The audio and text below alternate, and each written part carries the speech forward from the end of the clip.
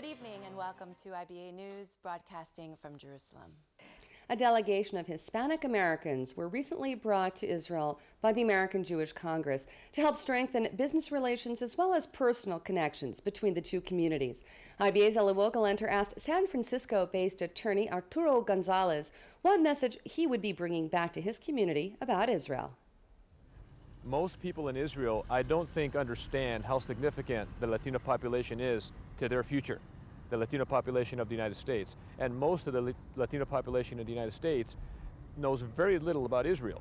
And so we're hoping to close that gap. And here's what I want the people of Israel to know. First, the Latino community in the United States is the fastest growing minority community, and we are growing extremely fast. Already, we are approximately half of the population of the state of California, which of course is the largest state of the Union. And our gross national product is, be it 6th or 7th largest in the world if we were a country. But more importantly, we're growing throughout the country. The projection now is that by the year 2050, Latinos could be half of the people of the United States. And why is that important to Israel?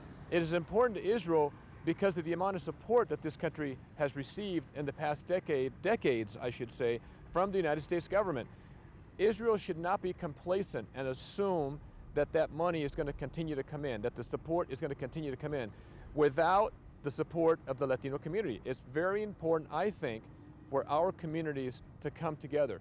Even though we may have religious differences, we need to set that aside and appreciate that we have far more in common.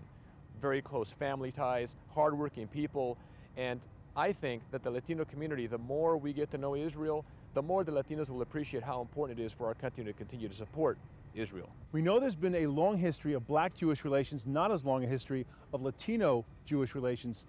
How do you teach one side about the other?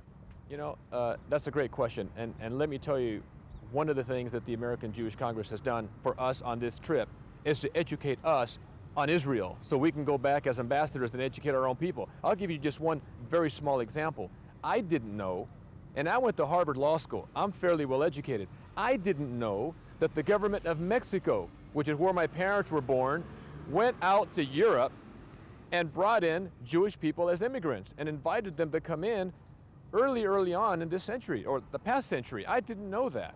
And that's why there is a fairly significant Jewish community today in Mexico. I'm just learning that so that I can go back and educate my people about that. The Jewish community and Mexico have had ties for decades that I didn't know about. That brings us to the end of this evening's broadcast. We'll hope you join us again tomorrow at 6 o'clock when Aaron Viner will be here to bring you the latest news and analysis from Israel and abroad. Thanks for being with us tonight. Have a great evening and Shabbat Shalom from Jerusalem.